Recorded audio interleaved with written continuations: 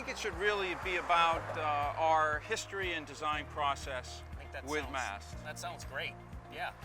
You know, we've been involved with them for about 7 years. If you remember, we initially helped them look for a number of different facilities across the city, and that's to support their charter application. I think that sounds like a great plan. So it's funny to be up here on the bridge too. We were never up here during design. Yeah. But the bridge was always a part of our thinking.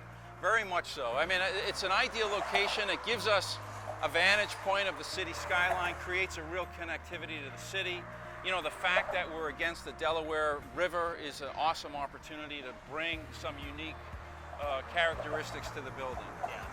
I think it's funny too, you know, architecture is all about fixing things, right? And our whole point was to make a building that could be flexible and adaptable. But really, when I stand up here, I think, man, the whole point of this project is about the bridge itself as a metaphor, right? The bridge represents education and the opportunities that it creates. And I think that's what's really exciting about this project also. Yeah, I agree with that, and I also think that just the kind of the parameters of the project, as it had to unfold in phases and offered an opportunity for a bridge within there too. I think that that metaphor is uniquely embedded in not only the site, but also how the design unfolded.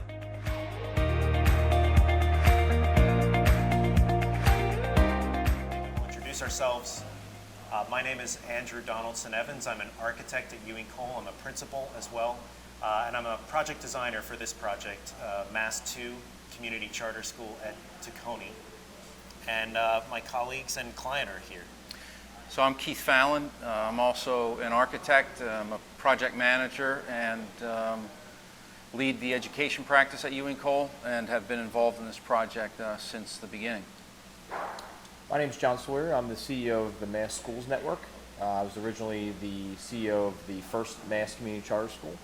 And since then we've opened 2 new charter schools, MAST 2 and MAST 3, and this is one of our newer projects. Great.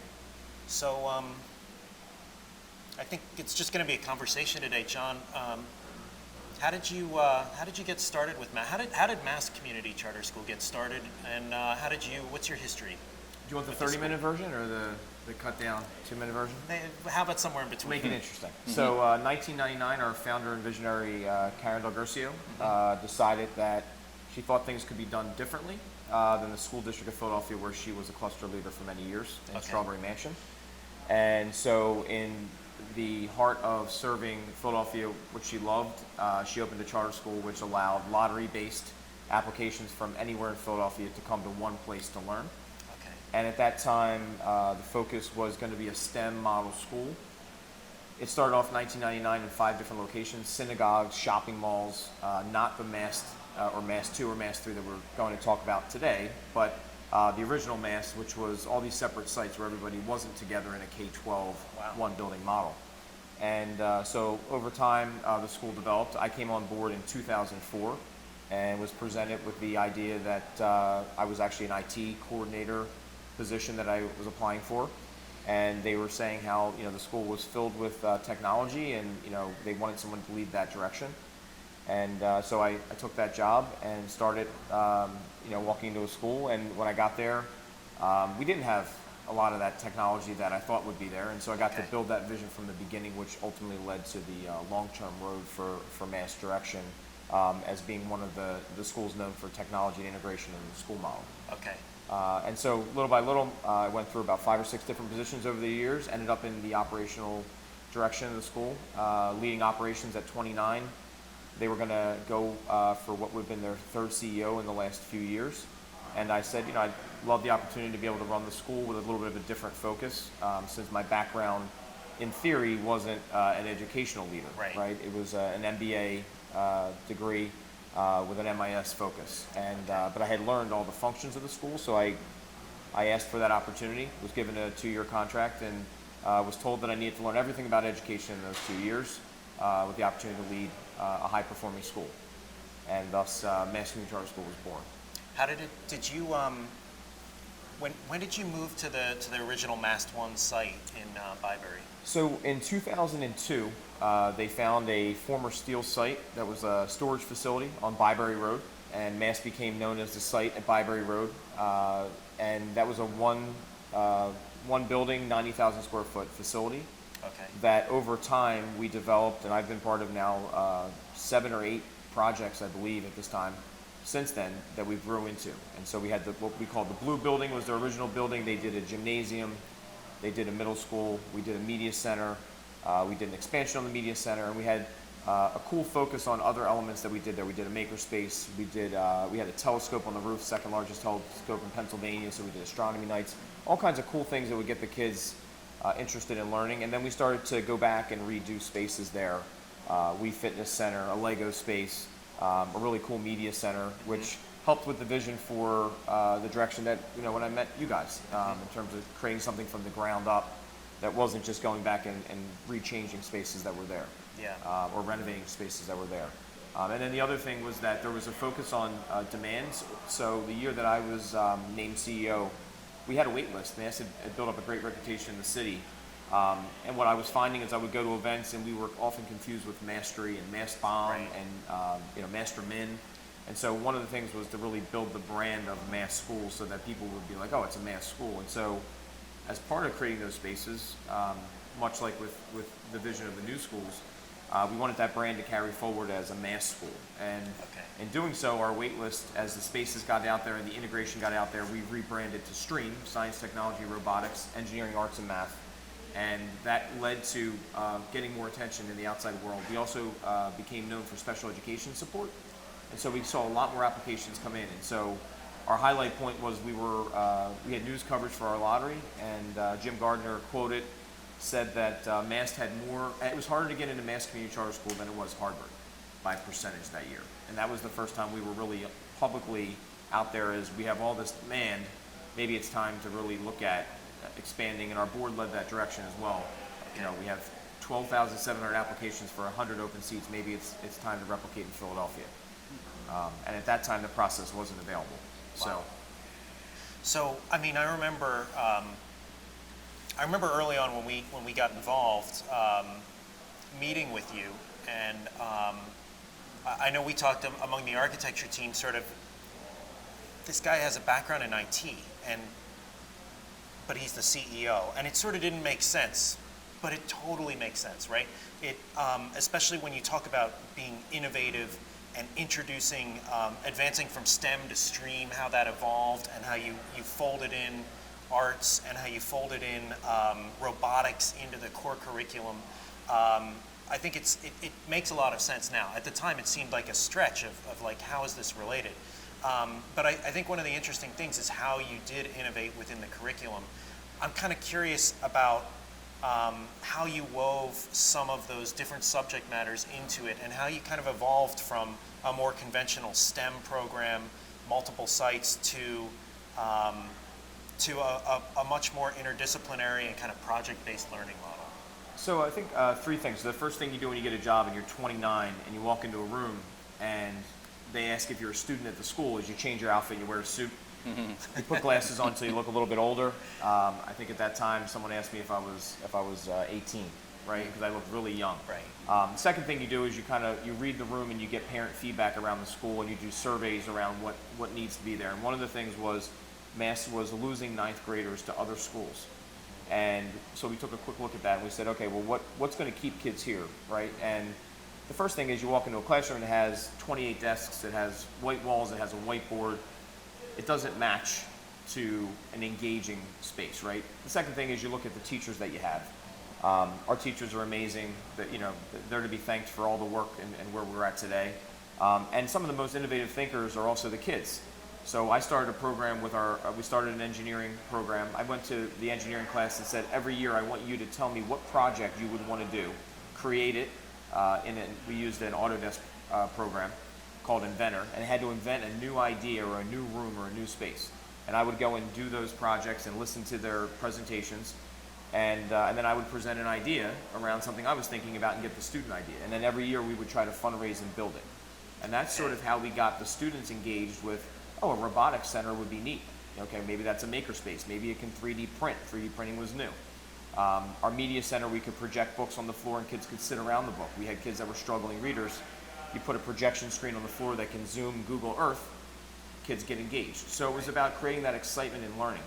The third thing, I think, is in sitting back and taking some of that feedback to project-based was, what do we want the outcomes to be? So we want kids to go to college. Do we want kids to go to career? Do we want kids to go to the military? We know that we want kids to go to 100% placement. Prior to that, it seemed like most schools were saying, I want 100% of my kids to go to college. Not every kid's going to go to college, right? So 100% placement just means a plan? Is that the... A plan, okay. right? So we're not going to have a student drop out. We're not going to have them leave senior year where we have no idea what they're doing. And so my background became more than IT when I got my MBA. I started a technology business. And so as part of that, I had to think through the branding, the marketing. I had to learn about Photoshop. I had to learn about Illustrator. I had to learn about SketchUp, things that I could comprehend and utilize videos and some tutorials to learn. That allowed me, maybe not to your level, but allowed me to design graphics and pictures, which I know I've shared some things with you when we were designing, that could conceptualize what I was thinking.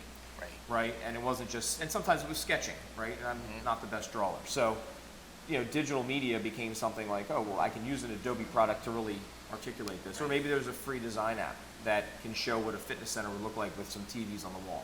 So that quickly became a way to connect to kids. It also allowed us to connect to teachers, and we realized the next thing is we need to get teachers that can teach these programs. So you can't just start a computer science program without a teacher. Right. And I think people underutilize and don't think about how important that teacher is to the space you're going to create. Because if you don't have the person to teach in that space, all those cool things don't get used. Wow. So, just thinking back over our history, I think we go back to about 2014.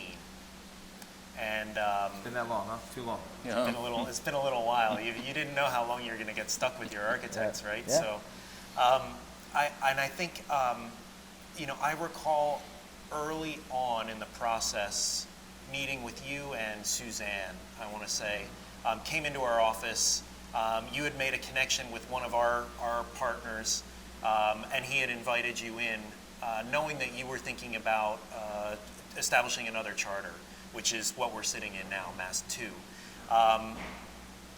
You and Keith, I think, and I were part of that meeting. I think we had a bunch of images on the wall. We talked about schools. We talked about your pedagogy, and about learning about how you run your program. And at that point, it was just there wasn't even a site. I think you were applying for charters. When you were thinking about establishing a new school, like what was at the top of your thinking? So I remember doing an exercise, and I don't know if Keith led this. I remember Keith, always going back and reading the room and then going back and saying, do you like 1A or 1B? I felt like I was at the eye doctor, right? 1A, 1B, 1C, this offers this offers this. I found myself listening to Keith and trying to play that out in my mind. But one of the things that we knew with Mass 2, so at the first site, you have a K-12 school. The amazing part about a K-12 school at Mass Byberry, Mass 1, is our National Blue Ribbon School, right? We won that award in 2017, and it was about the parents were part of that process, the kids were part of that process. The celebration was the best part of that process. But wanting to get the new schools to that level. Right. So John, what do you remember about acquiring this site and how you wound up here? Early on, we helped you evaluate a number of potential facilities, and then you wound up here. How did that unfold? So one of our primary partners in building all of our schools was BSI Construction, and I know you guys know those gentlemen well at this point. And they had built a couple of our renovation add-on pieces at the first school. And one of their partners, John Parsons, was one of the owners of Chuck Calvinese and Charles Calvinese. So I had reached out to them and I said, I had worked with a couple of realtors prior. I'm looking for a realtor. They recommended somebody. And, we're just sitting there looking at all these sites I just mentioned and described, and nothing seemed great. So I get a call from one of those guys late one evening, and one of those partners, we used to have conversations till like 1 o'clock in the morning, right? And he goes, I got this great site that might be available. And, I can give you the address. So he gives me the address, I put it in my phone. I didn't go there right away, right? I spent a night driving through Philadelphia looking at some of these addresses. Sometimes I wouldn't get out of the car when I got there. I was like, this site's not going to work. This site's not going to work. So it's the end of the night, the first time I go here, and it's pitch black, and we pull up, and you could drive right on the site. It says beware, like construction warnings or whatever. And I drive on the site, and I decide I'm going to come back, right? Because I had no idea what I was going to drive into. And I get to the site, and maybe we can show the picture now of that amazing site, right? It's right off the Delaware River. It's got nice breeze. It's got the bridge views. Just a great site. It's 19.2 acres, something like that. Could be the future development of Philadelphia. Maybe the coolest school in Philadelphia, coolest charter K-12 school in Philadelphia. If we can envision the site, and I get on the site. The first thing I worry about is flat tires, not getting out of the land. A couple of different things that were sticking out of the site, and what we were going to have to do to maybe renovate the site. And it was amazing, definitely amazing. That's a good word. Needed some work. It was a fixer-upper. Right. So 7 months started to kind of seem like a tight time frame, and so we then went on a little bit of a separate journey to find a home base, which ended up being the St. William's Catholic School, which was closed for 4 years. So, and so that was a different challenge, opening up a Mass 2 where people expect this, Ewing Cole designed, gorgeous building, and instead we're opening at a closed charter, or a closed, well, it was a Catholic school and then a charter school, closed building that we had to go in and renovate. And thanks to PSP and the CSP grant, we had some startup funding to be able to do that and be successful at that school, which ultimately led to the ability to do the site we're sitting in today. So Andrew, let's talk about the approach to the site a little bit. So John talks about how we got introduced and wound up here as a designer. When you were faced with the site, what were the first things that you were thinking about in terms of how we might develop it and what might be the potential within the site? It's a good question. I had the same experience as John. Coming here for the first time, I think we drove here. There were a couple of us climbing around piles of dirt and stuff that people had dumped illegally, I guess, on the site. But you could see the promise of it. We didn't know everything that was going on underneath at the time, all of the easements right away. But in terms of thinking about the opportunity of the site, you're right on the Delaware River. You're right next to the Tacony Bridge. You're right bordered by I-95, major circulation corridor, lots of visibility, and you're in the Tacony neighborhood, right on the edge of the Tacony neighborhood. So, there's obviously an industrial kind of quality along the entire riverfront here, and to put a school here was something of a stretch of the imagination. But I think there was just wonderful opportunity, and once we realized all of the constraints of the site, we kind of realized that the site itself, that the things around it were where the magic was going to come from. I don't know if that's answering your question exactly. So you bring up a good point. I think one of the things that we worked on together, the first thing was you had to get support for the area, right? And so the first element that you have to understand is, first you have to understand what the politics are in the area. The second thing was the Tacony Civic, supporting a school in an industrial site. Right. So I don't know if you want to talk about some of those challenges regarding the design and the zoning and things like that, because that was something I remember we had to work on first, and getting the Tacony support was why would we want to put a school in an industrial site? So I don't know if you want well, sure, yeah. I mean, I think I remember when we started, I can't remember if it was CMX or RMX4. There was a funny zoning here, and clearly somewhere along the way, somebody had found had another intention for the site other than industry, and the city was going through a revised city planning process as well, and so they wanted to revert it back to an industrial use. So we did have to show that this is an appropriate use for the site, and that it is that it's viable.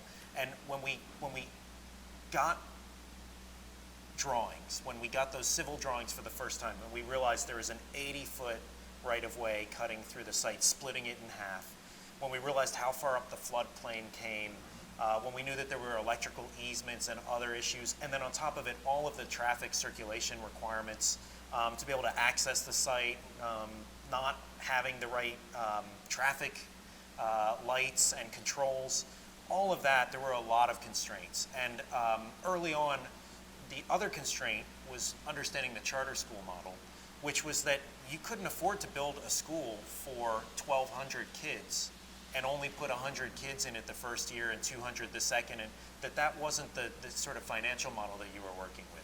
Right. So we had to work with all of those things. I think Keith, do you remember, we went to a meeting with you and BSI early on, and we were showing some early renderings. We were putting the building down right up next to the river. We were putting it in different places, mostly plan sketches.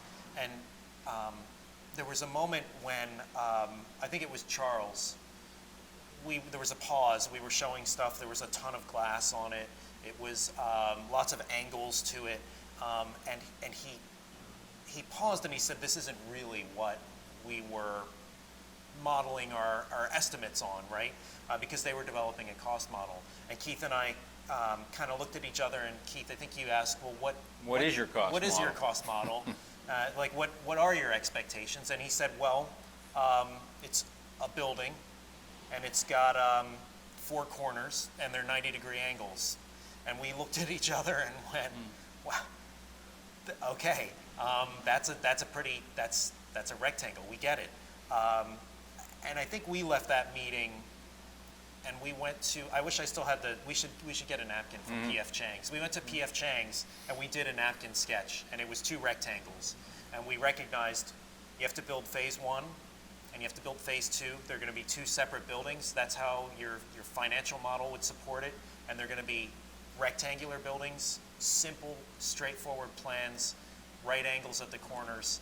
And that's how we're going to make it work. And that's exactly what we did. That allowed us to move the project forward in a way that was efficient and appropriate for the site and for all the constraints. So let's talk about the timeline. So yeah. we sit down, and I remember this building felt like, and I guess this is maybe a message for people who are watching this or participating today, but you have to believe in a vision for the site. So I remember trying to present this opportunity, and every month it felt like in that beginning time frame. So we got the charter to open in 2016, that fall, right? And so I remember thinking this is never going to happen, and we sat at a meeting, and the first thing that came to play was that we're going to have to go through the DEP and remediate the site. And we were waiting, it felt like forever for those reports, right? We were waiting for, that company to be able to produce them, and then our board wanted to have a company to look at those reports to make sure those reports were validated. So we wanted to make sure that the site was going to be safe for kids. So that was huge.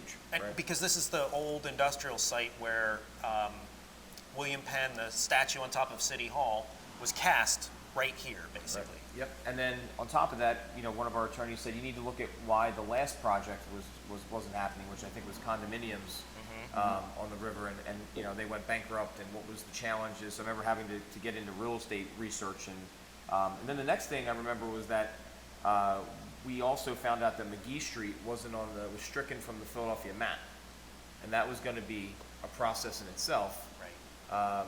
Due to the design of the building. So I feel like there was many opportunities for us on the school side to just quit. And I remember a lot of people saying, like, maybe there's a better site, maybe, and other people on the outside saying, this is extremely risky, for us. And I feel like the vision and the completion of the building to what it is today took a lot of different people in our organization to really buy into, we can do this, because the challenges just kept coming, right? They just kept coming. What, Keith, I don't know, this might be a question for you. You guys hadn't done, I don't think, any schools in Philadelphia. I'm not sure overall in the portfolio. What was your thought process along those, was it 3 years before this, or 4 years before we actually opened the building? Yeah, so we had done several other schools previously, just not in the city. So, but I think as we continue to work our way through some of these site challenges that we're talking about, I think we look for opportunities to use all of those constraints to the greatest advantage. And that was a really important meeting that Andrew and I had after we left that, because the project was like a live or die kind of moment. We had to figure out how to move it forward. And that little sketch that said we have to make this very efficient, and yet very special, right? And so we thought there were two things that could make it very special. One is the uniqueness of the site, and the other one is the uniqueness of the curriculum and the pedagogy. So once we created those two simple rectangles, we joined them together with what we call the slash, and that was kind of, and we figured we would create this organizing element across the entire site and through the two buildings, and then we would aggregate all the unique curricular items along that. And so it would become an orientation point within the building. Students would recognize it, visitors would recognize it, and that would like aggregate the power of the program in one kind of strong move. And then we just doubled down on that, and we tried to make it as strong as possible. And we're sitting in one of the spaces right now that kind of realize that. Yeah, we're in that void right now. And I said schools, sorry. Yeah, I said schools, charter schools, right? You guys haven't done charter schools, Correct. right? We haven't done any Yes. public or charter Yeah. schools in That's what it Philly. was. Yeah. Right, yeah. It's when Keith, we're sitting in that space right now that you were talking about, and I think I still, when I think back, we had this idea early on about those two volumes, simple, and then there was this cut at the angle that we carved out, and it basically was a void that organized all these sort of core program, the art room, the music room, all of the specials, the robotics, the maker space, all of those things are sort of organized around that. But I do remember early on, I mean, we didn't get to it immediately. It Right. evolved over time, and then it became this organizing principle. And the beauty of it was that the cut, that the void that linked both buildings was really driven by the bridge behind, over our shoulders. It was aligned with the bridge. It sort of cut through the site. It organized it, and it always reoriented you to that bridge, which I think, is one of the things that it's sort of the natural capital of the site, right? We didn't have to pay for that bridge, but it's one of the best things about the site. Yeah, I mean, there's a lot of audio and visual noise around the site. We're next to a major substation. We're against a major highway. We're against an industrial area. And in some ways, some of those things, they're unique and they cast the template for where we are, but at the same time, the treasure is the opportunity for the visual and physical connection to the river. And so we try to just really emphasize that and make the site, by using pieces of the site to almost make the site more than it is, it almost multiplies it. So I thought that was the power, and we tried to aggregate your special things against that. And by the special things, we're talking about the maker space and the video gaming studio and some of those other things. We talked about a future science center, I think, because the Yeah. water came into play, and the idea of maybe having a boat dock and things that normally you wouldn't see in any school, let alone inner city school, Philadelphia. So John, what are the aspects of this building, the spaces that we've created here and also that we're planning in the second phase that really support your approach to the curriculum and help you do the kinds of things that separate you from a curricular approach? So I think on the curriculum side, the biggest thing is literacy, right? We have a huge focus on reading, because if you can't read, you're going to struggle in math, you're going to struggle in science. And so in spacing out the rooms, I think, one of the things we talked about in the design is these rooms are going to end up being small, because we need to get more of these rooms in. And so one of the approaches we took to the rooms was, movable desks, right? Or, nothing around the perimeter of the rooms. So we did the writable walls. Right, so you don't have all those things that are mounted, bookshelves that are taking up a lot of space. So the room always felt like a component of, and by saving some of that and having the smaller rooms, it enabled us to get some of the cooler spaces that, personally, I feel like, makes the student want to go into school, because they get through the math class, they get through the literacy class, and now they get to go to something else that excites a different part of their brain. So in the first phase, in the design, I think a couple things. So we didn't have a gymnasium, so the layout of the NPR, I remember you guys spent a lot of time on the multi-purpose room, right? Because it was going to be a multi-purpose room. It was going to have to serve drama, and then it was going to have to serve back to school nights, and then it was going to have to serve lunch. And on top of it, we were going to need to figure out a gym and a mezzanine, and so the idea of having transfer through a catwalk, where you could go from one class to the other, saving that time to allow schedules.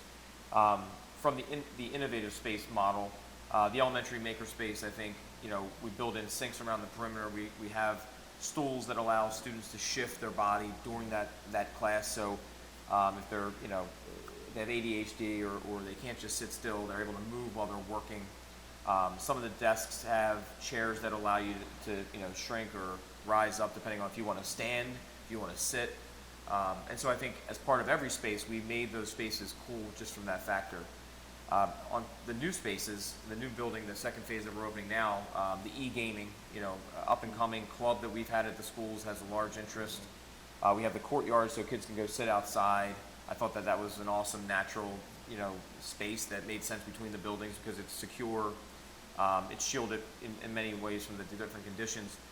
The maker space having the garage door that opens to the outside so you can do the outdoor work was always part of my favorite elements, and I know we kind of worked on that together, and we looked at a lot of different places that conceptualize that, and you guys really were able to put that space together to serve 60 kids, 2 divided rooms, a work room in the middle. And so that's something I'm really excited about in the new space. Special education centers, the gymnasium where you have the ability to work out in the mezzanine area upstairs while practice can be going on. And just the ability for the kids to have a gymnasium is going to be great. And then, one of my favorite spaces is that a lot of places are closing libraries and we're building them, except we're calling them media centers where a lot of different functions can happen. And the media center is bright, it's colorful, it flows through the building, so it's a transfer space for kids to be able to go in there and sit down and read a book or take a class. And so I think in the new space, we've built a classroom in there. You guys have fitted in as a natural space. The doors can open and it can be a larger media center or it can be a classroom within the context of the building. So I think all of those things. And then by accident, I think the XLGI, the larger group room, which we talked about having another large space for gatherings and colleges coming in for visits and drama shows and performances, now can double as also a secondary space for kids to eat. So with COVID, we don't know where we're going to have to space kids out and things like that. And so I think the idea of that being a 2-floor, it seems like almost like a speaking engagement room. I think that'll help focus on that project-based learning where we want kids to be able to hone on those presentation skills. That's a great space. They can do their college videos there. They can do their workplace videos there. So I'm just really excited about all the spaces. It's hard to pick, one. And then special education, I think, is the other factor. I remember talking about special education with you, and we got the building built, and I said, I think I called you up, Keith. We were talking about something with the next project, and said, we're going to need to renovate a little bit. And I think Andrew's heart broke. But quickly we came together to figure out, not in a charter school and in education, things change around the kids that come into your buildings. And so we have what we call sale rooms, students that are on the spectrum or autistic that need a different type of space. And we've been able to accommodate those spaces with a design that kind of fits in without affecting the aesthetics of the outside of the building. So they feel as part of the school. They're in the middle of a hallway that participates with the school. So that's been a home run for inclusion and for everybody in our buildings. They're part of our community. I think we learned early on through the design process with you that there were things that were outside of our control and they were outside of your control, right? The population of students that comes in each year, it's a lottery, right? So you don't know where they're coming from. You don't know what some of their needs might be. And we quickly learned that we had to create a framework that could adapt, and that not only could we adapt it during the course of design, but as with this building, once it's completed, that you could knock out some walls, you could put up some additional partitions as needed in order to create the types of spaces that you need as you evolve and as the student body evolves. What's your favorite color? That's really good. Is this the segue? Is this now where we talk about white, yellow? So that's funny. You want to talk about the school colors first? Yeah. Well, the school colors are. Why don't you tell us? The school colors are. So I remember sitting down in the first meeting and talking about the school colors being a blue, a lighter blue, a white, and a gray. Right. They were the general color scheme. Right now we're sitting in a green hallway with a white wall, a yellow roof. We got some blue pattern down in the media center, and a little bit purple, I think, in here too. Right. So We so early on, John, you and the teachers and other people always joke about this because when we were designing the exterior, we were looking at a very efficient skin, right? We needed to be really lean in in the design of the envelope. Sit in the yellow chair. I'm sitting in a yellow chair. It's appropriate. Because of that, we knew that we needed to use color really effectively, and we needed to use pattern really thoughtfully. And so the exterior with the corrugated metal panel is hyper industrial, appropriate for the neighborhood that it's in, but it's also really easy skin to put up. We articulated it a little bit, and then there are those yellow boxes and the yellow rooftop units. And I think the rooftop units, the color, I mean, I think my favorite color is blue, but we knew that we wanted this to stand out. We were right on 95, right by the bridge, and we wanted a color to be punchy and to be something that you couldn't drive by and not notice it. And I remember talking to you about it early, and you said, does it have to be yellow? And we said, no. And you came back and you kind of said, well, okay, as long as it doesn't look like because there's another school down the street that has some yellow on it. So we made it like construction safety yellow, so you couldn't miss it. And some of that also came about as expedience, right? In that on the roof, we originally had a roof screen to shield all the mechanical units. That's what we do for some of our clients. Nobody wants to look at that stuff. I remember going along, and when we had to find some cost-saving measures, that was the first thing to go, right? It doesn't help kids learn any better. It doesn't create space for them to learn or to recreate or otherwise. And so that came off the table really early. And I remember saying, can we paint the units a custom color? And BSI saying, sure, we just have to carry it. That is within the cost model. And so that's what we did. They're bright yellow. The exterior has a lot of yellow on it. It's really just a way of grabbing your attention and saying, hey, this is a little bit different than the warehouse down the street or than the lot with trucks on the other side of us. It turned out nice, and I've heard the accidents on the bridge are going up slightly. So must be doing your job. People are getting the attention of people crossing the bridge. One other thing, just to touch on that. So, and I guess we kind of skipped this in the spaces. I remember we talked about it being an industrial zone and the idea of not having in certain spaces that finished ceiling or drop ceiling. You want to talk a little bit about that with the maker spaces? Yeah, I mean, I think the main catwalk. Absolutely. I mean, even in the space that we're in here, the idea that it be a little bit raw, it be a little bit unfinished, that it's a place where you could experiment, and that it's a laboratory, right? It's not a finished product. It's a work in progress, and I think it's a good metaphor for the type of learning that your students do, right? Those projects that they're doing are, in some ways, they're never complete, right? They're never complete and perfect. It's a great educational model, I think, and it's a great life lesson, and the building wanted to reflect that. I remember, Keith, you and I talked a lot about what's the level of finish, where should we introduce color, where should we be more restrained, and really, where can we be provocative in a way with the interior. And I think that you also added a lot, just from your perspective, from an educational perspective, as an architect who's done a lot in terms of educational spaces. What were your thoughts about that? Well, I think it goes back to the what we call the slash, right? And how not only is that an organizing element across the site, but it aggregates the special curricular items. And I think that's also where we placed our focus relative to the application of color, the introduction of some of the maybe unique items there. And I thought that would focus the energy, so to speak, and allow us to create an amped up environment through those special times, and then also to have a highly effective classrooms, which kind of it sets the overall tone. And I think it was relative to the construction methodology as well. We had a very cooperative construction team, BSI. We've mentioned them several times, but every aspect of the constructability was really hyper-focused to try to get a very lean, clean construction system, because every dollar we saved on the envelope, we could buy a little more square footage inside. And we fought for every foot we could in this building. And so I think, kind of creating high-intensity moments was a little bit of the focus on that. the building, John, does provide some significant opportunities for identity, right? You see it as you come across the bridge, and then also you get a lot of vehicles passing it day by day.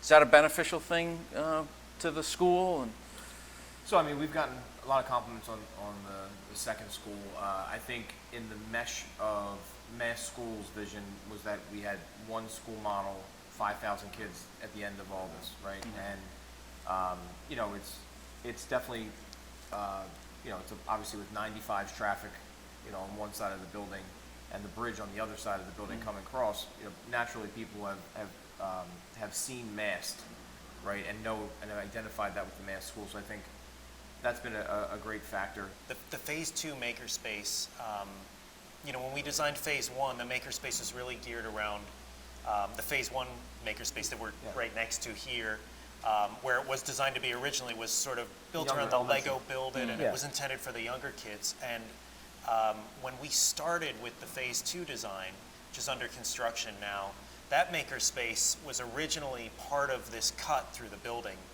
And you said, I want it to be on the ground floor. And I remember I think we tried to talk you out of it a little bit, but eventually you kind of explained that, hey, this is Innovation Center. this. Yeah, you said the Pennovation Center. You cited some other, you know, college programs, and you said I want it on the ground floor, and I want to roll up the doors and be able to flow outside into the courtyard, and or to go outside. And when we relocated it to face the courtyard, it just made sense, right? So we have the multi-purpose room on one side and the makerspace on the other side of that wedge-shaped courtyard. And it really creates an interesting dialogue between sort of technical education, we'll call it, or creative education, and then what is primarily a social space. And I think I'm really excited to see how that evolves and how you use the courtyard once the Phase 2 building is complete. What's your favorite part of this building? Do you have a favorite part? I'm kind of curious. So, you know, it's funny. You guys talk about pictures. So whenever we would renovate a space at Byberry, I found this application that I would mix it in applications. So SketchUp was always one of my favorites. I learned how to use that. But there's other programs I would use that you could just, you know, draw a couple boxes, you could pull them up, you know, put some doors in and stuff. And I would print out those pictures, and then I would go back and look at the space that we did. This is prior to Ewing. And see if we, and a lot of times we were doing that work ourselves, right? We had Okay. BSI come in maybe and do some of the structural things that had to require electrical or, you know, work through a union. But if it was something internal, a lot of times we would do that, right? We're mounting the brackets, we're mounting the lights, we're doing all that ourselves. And I would get involved with that stuff, and it was awesome.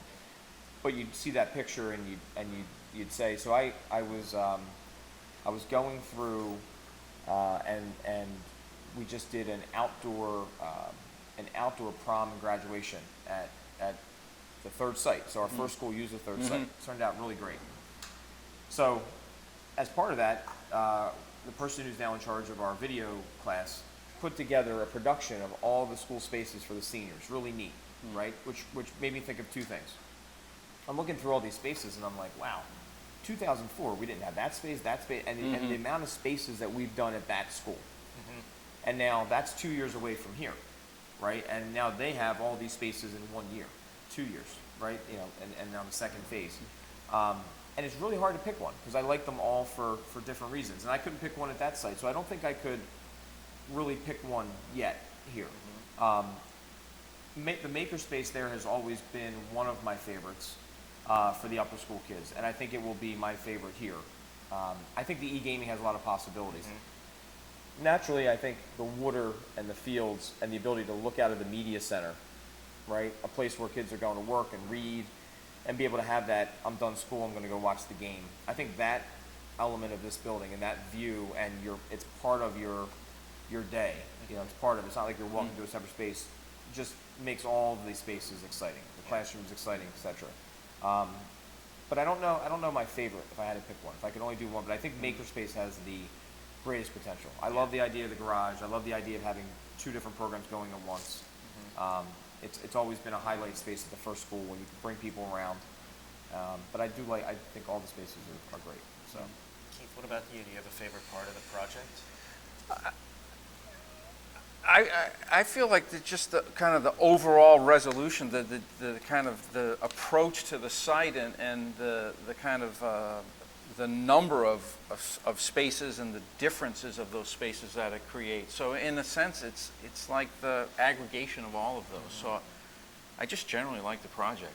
Yeah. Well, it's been a fun one to work on. I've enjoyed working with you guys. Great. Yeah. I'm going to tell you what my favorite space is. Okay. And I think it's a space that doesn't get used much. But that might be one of the reasons I like it. Well, there's two areas that I think there's sort of surprises. One is the stairwells. In the Phase 1 building, we kind of oversized them. It's super efficient, right? It's a double-loaded corridor, and there's 2 stairs, one at each end of the building, basically. And I think from an experiential standpoint, it's like a nice pause from everything else, from the activity of the building, and it's just glass. It's glass and stairs, and that's it, and you kind of are forced to look out.